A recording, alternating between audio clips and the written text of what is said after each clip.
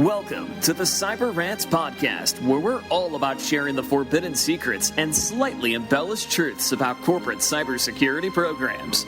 We're ranting, we're raving, and we're telling you the stuff that nobody talks about on their fancy website and trade show giveaways, all to protect you from cybersecurity criminals. And now, here's your hosts, Mike Rotondo, Zach Fuller, and Lauro Chavez. Welcome back to the Cyber Rants Podcast. Glad to have you.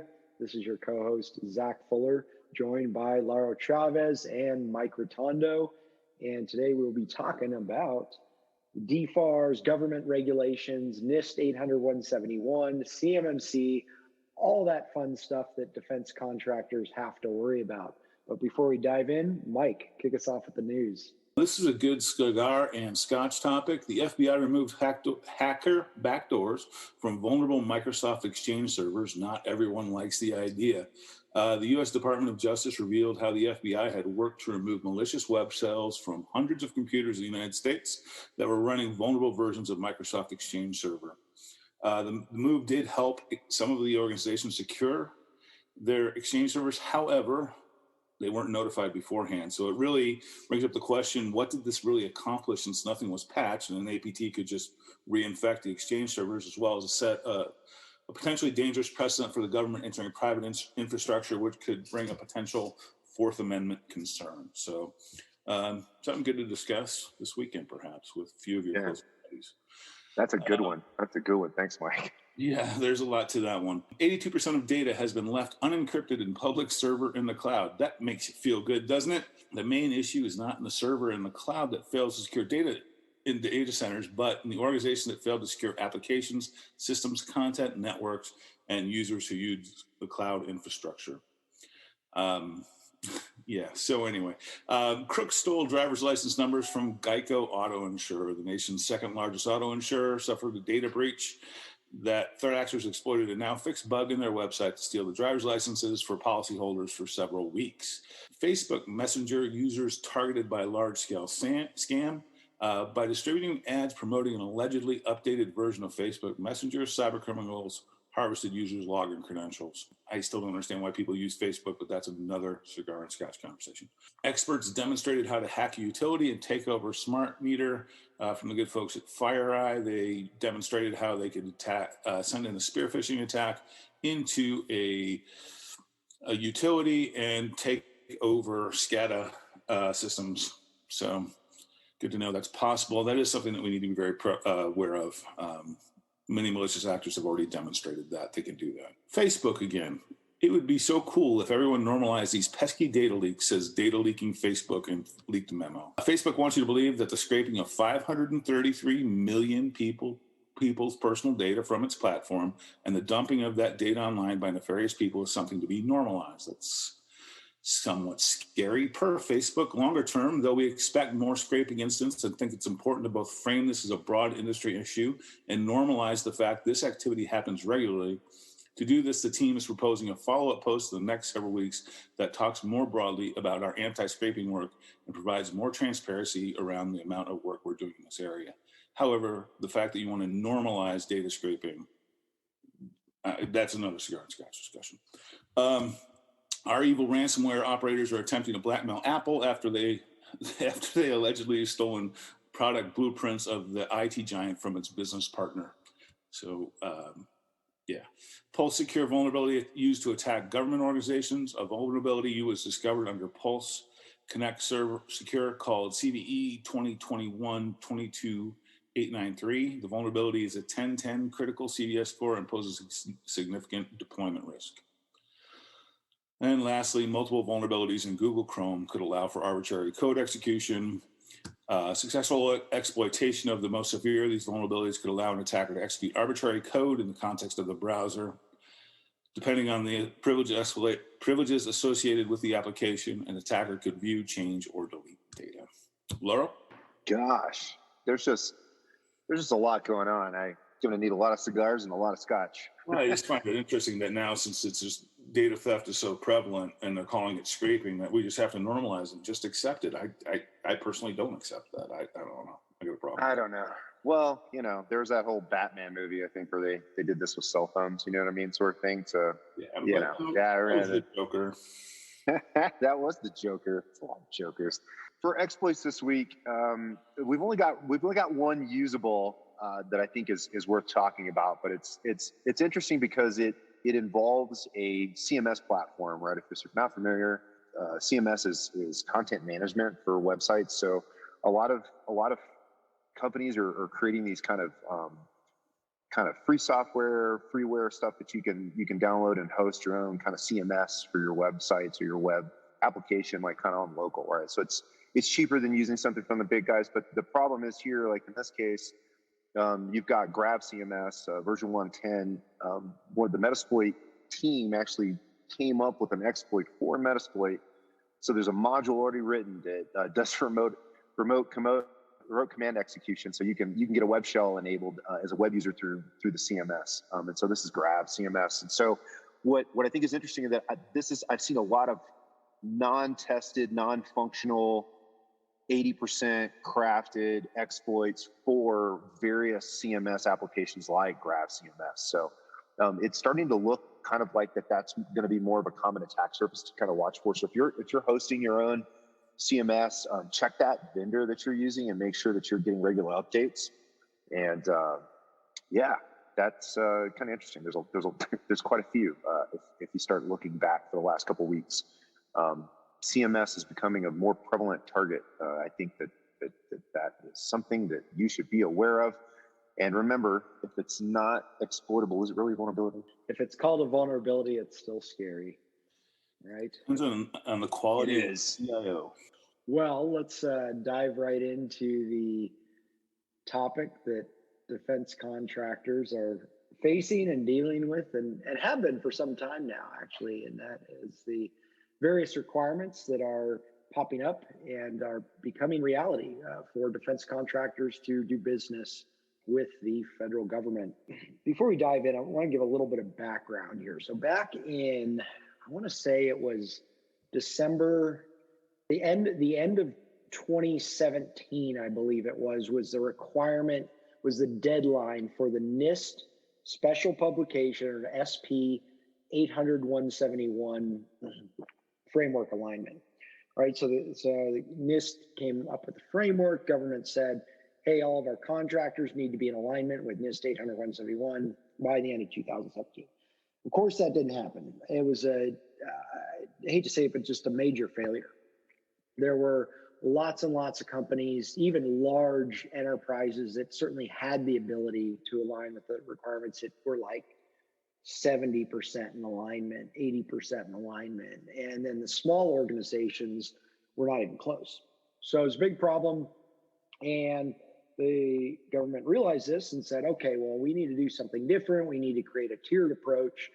And out of that was born the CMMC, or Cybersecurity Maturation Model Certification. And the way CMMC will work now is, as of now, it's basically they're saying the next 5 years, everybody that's a government contractor, subcontractor will have to be CMMC certified. They'll have to go through an authorized assessor to get their assessment.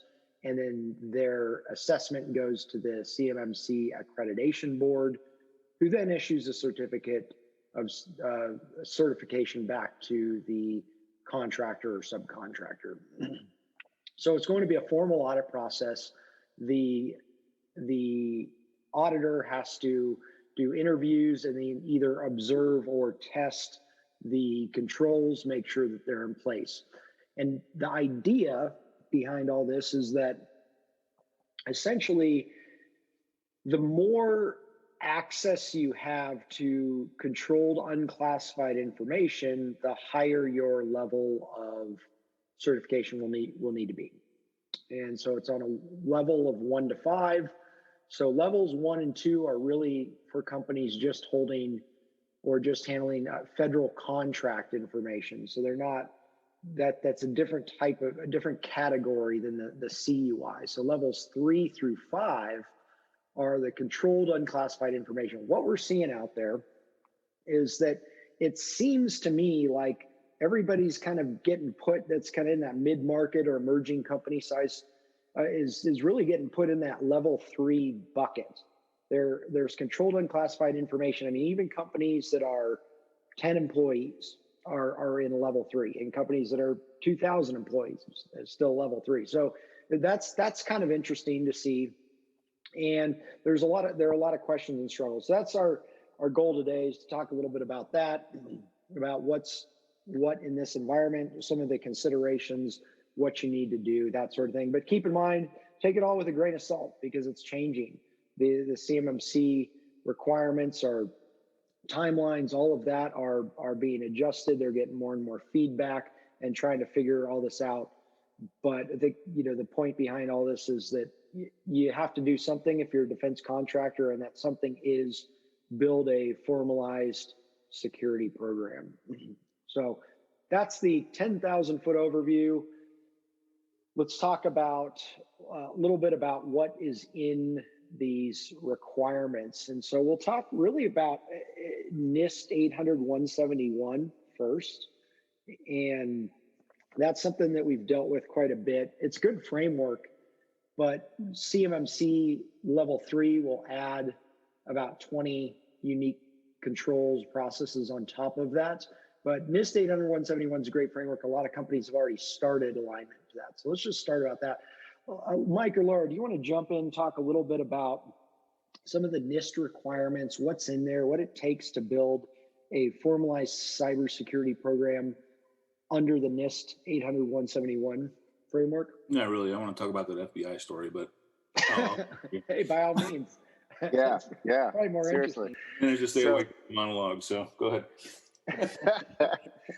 One of the challenges that I always see with any of this, right, that organizations are going to have, right, and it's like you said, Zach, you need a formalized cybersecurity program to do this stuff. And as you start to look at 171 Alpha and the things that it's going to ask you for that are going to be standard even in outside of DoD controls and CIS, things like centralized logging and administrative control.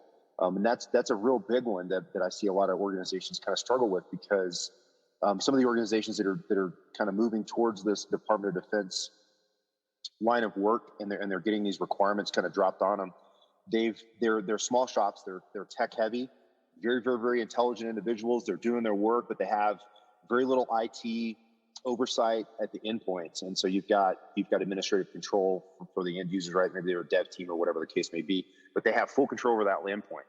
So when you're looking at CUI and who can access it and the controls required, unless you're compartmentalizing it or doing something interesting, if everybody needs access to it, then all those endpoints need to be cared for, and that administrative control needs to be shored up, right? So those users only have just the basic access they need, and that administration is locked to those who have that role function, right? Which is going to be another part of 171 Alpha, those defining roles and functions within the organization for users and the jobs that they need to perform and the access they require versus someone like an administrator. So that all has to be flushed out. And I guess that's the biggest pain point I see, because smaller organizations that may have 30 or 40, they don't have full-blown Active Directory deployed. How do you do that? So, those are some of the challenges that come along with 171 Alpha.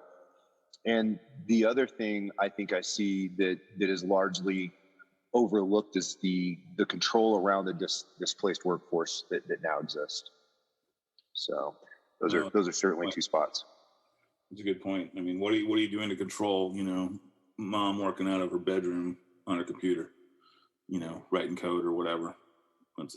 If you don't have an office at home, you got to, you're sitting at the kitchen table, or how do you control that environment properly? 100%. Physical environment's a big deal in the DoD space. Hey, let's take a quick break and come right back. Want even more Cyber Rants? Be sure to subscribe to the Cyber Rants podcast. Get your copy of our best-selling book, Cyber Rants, on Amazon today. This podcast is brought to you by Silent Sector, the firm dedicated to building world-class cybersecurity programs for mid-market and emerging companies across the U.S. Silent Sector also provides industry-leading penetration tests and cyber risk assessments. Visit silentsector.com and contact us today. And we're back. Yeah, I think there are a lot a lot of functions, and that brings to question one of the things that we hear a lot is, well, what if I only have one employee or 10 employees, whatever that number is that needs to access this controlled unclassified information? Can I get by with this? And can I make it super cheap? And I think there are benefits to segmenting, compartmentalizing for sure, but there are a lot of other things that have to go into place they really don't care whether you have one machine or 500 machines. The workload behind it is the same. And Mike, I know you've run into that a handful of times. You want to touch on kind of what your thoughts are? Yeah, I mean, we see these. We see these machine shops that they may have 20 employees that 18 of them are working in the machine shop making a valve for something that happens to also fit into an aircraft carrier or whatever, and they've got 3 computers, and the 18 machinists share one just to check their email. So what do you do then? Because you have the president, you have the accounting person or whatever of the company, and they don't understand the need to put all these controls in place. And what do I need all these enterprise controls in place for? And what do I need to put, it's really that challenge to overcome. And it's, this may be a part of their business. It may be their whole business. I mean, I think we also talked to someone that made a box for for a manufacturer or for a defense contractor. It's really hard to segment that and separate. So you see these people that say, well, I want to just want one computer. The problem is, yeah, you can do that one computer and you can lock it down for NIST, but then you still have to do the enterprise controls. You still need the other stuff that goes with it. And that's where the disconnect is for some of these teams or some of these companies. They don't see the need for all that, and they don't want to go to the expense for all that. So there needs to be a way to help them through this, because, they're not sophisticated organizations. A bunch of machinists work on their hands. They know how to work the grinder and the lathe and that sort of thing, but they have no interest in security training or anything else because they couldn't care less. And in their job description, it doesn't really matter. So, and the company can't see why we would have to go through this expenditure. So, it's going to be a challenge for a while until this gets communicated out. And why do I have to pay for these audits is really another big thing. But sure, the enterprise has to be dealt with. Regardless of the size of the organization, you still have to have the enterprise level controls in place. And that's the soft controls like people and that sort of thing. So, yeah, good point, Mike. And I think the DoD's, kind of intent is that it doesn't matter how small your shop is or what you do. If you have computing technologies that are going to handle CUI, that you got to wrap all these processes around those. So it certainly makes it tough for little companies that, how do they handle administrator control? How do they do vulnerability scanning and continuous patching with these systems? Right. How do they manage you've got to install anti-malware. That takes somebody to manage that portal, right? A lot of them, will have an online portal that is centralized management for them, but you've still got to have somebody that is semi-techy that can handle that stuff. It's incredibly difficult, but they don't have manpower slotted for that. So, how do you solve that problem? Because they're asking you to meet everything that any large organization like Boeing would also have to meet. And then the other thing is data destruction, I think, is the other big one, is that you've got to be able to know where that CUI is and how to have a data life cycle around it and have all the processes from how we transfer data, store it, and destroy it, most certainly. I was just going to say, it's interesting to see, because a lot of our clients, of course, have internal IT departments, or if they don't have a full department, they at least have somebody that's running the IT internally and maybe some outside support. It's actually a lot easier for them. So when we're working with them on the DoD contract type rules, DFARS and NIST and now CMMC, it's easier for them. It's actually interesting because for the small companies, even when they want to segment 1 or 2 machines in their environment just for CUI, just for CMMC, they still have a disproportionate cost. So this tiered approach, I'm not sure that it's really 100% effective in what it's intended to do in making cybersecurity accessible for the smaller contractors out there. The individuals that are doing those, like you said, Mike, kind of those more hands-on tasks and more mechanical oriented things, less compute power, more machinery. and they're going to have to pay a disproportionate amount. I mean, there are things like, so for instance, let's just take incident response. So there's 17 domains in the CMMC model, and we'll just pull one of them out, incident response, for example. So it's very complex and time consuming to create a good incident response plan, something that's actually adequate for DoD level security.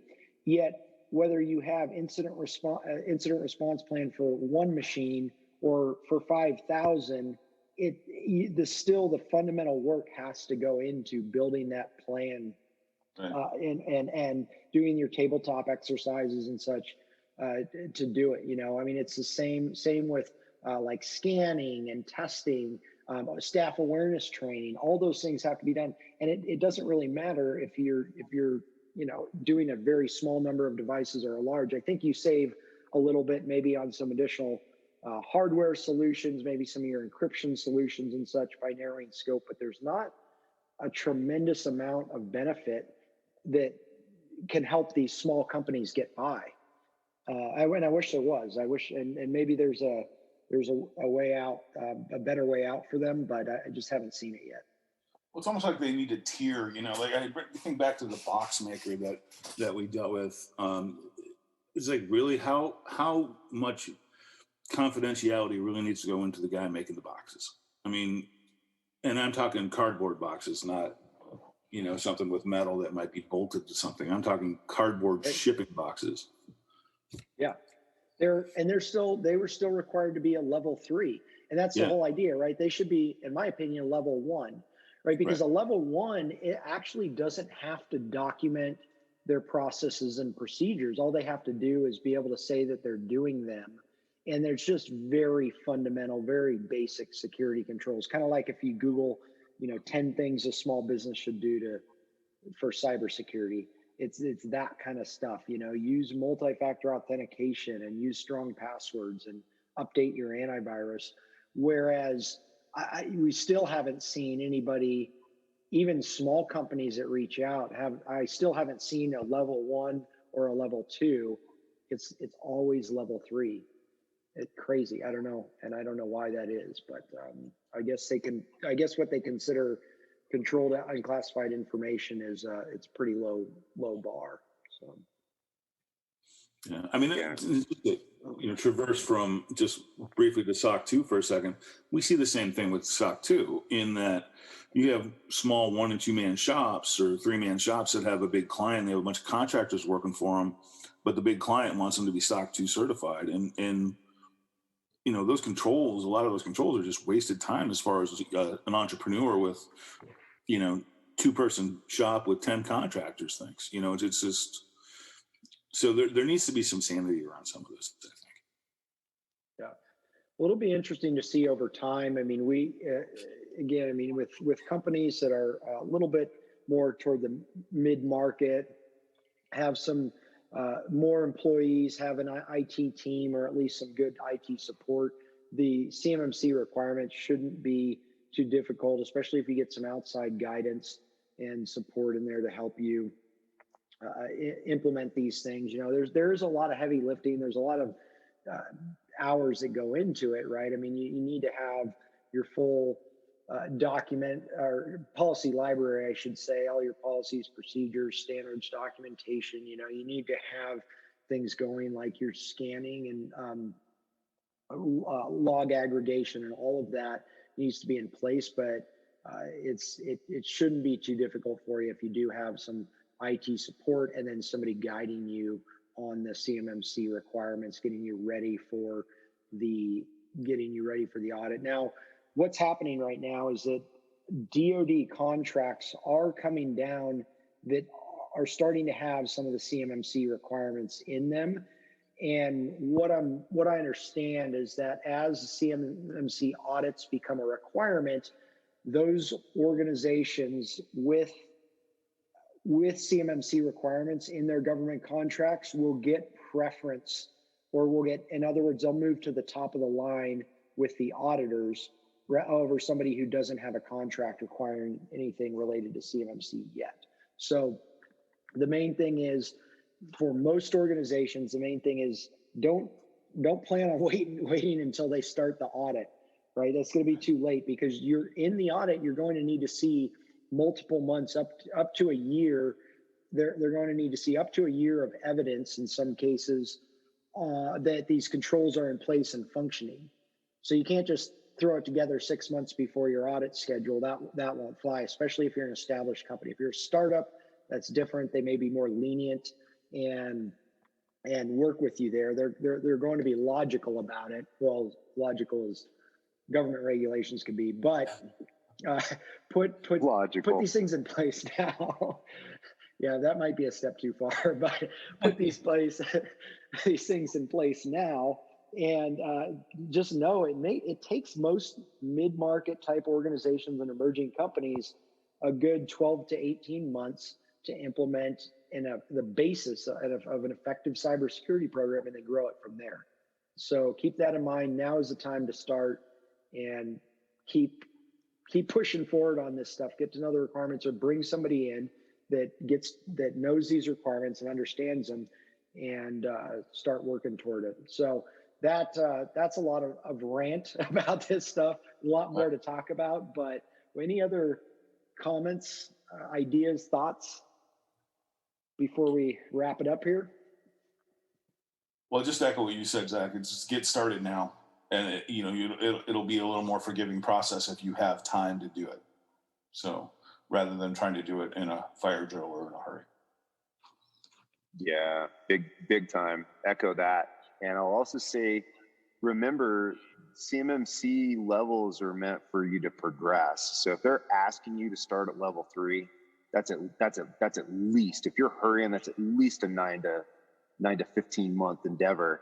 And just remember, level 4 comes next. So you're going to need to be proactive and have someone or some processes to review your existing processes, find the errors that are happening, correct them, and get better. So it's only going to get worse, I guess, or better. I guess how you see it. It's not a one and done. That's for certain. Continuous process, and third-party audits. It's the real deal.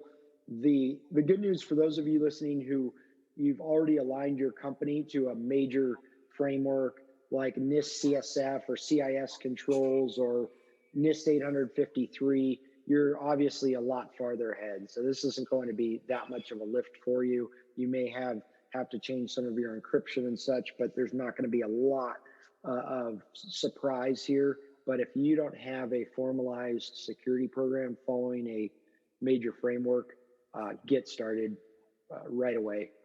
Otherwise, you risk losing government contracts. So hope that helps everybody. Good luck out there in your endeavors. If you like our podcast, subscribe, reach out, let us know your questions, thoughts, ideas, topics you'd like us to cover. We'd like to hear from you, and have a great rest of your week, and we will see you next week on the next episode. Take care. See you later. Pick up your copy of the CyberRants book on Amazon today. And if you're looking to take your cybersecurity program to the next level, visit us online at www.silentsector.com. Join us next time for another edition of the CyberRants podcast.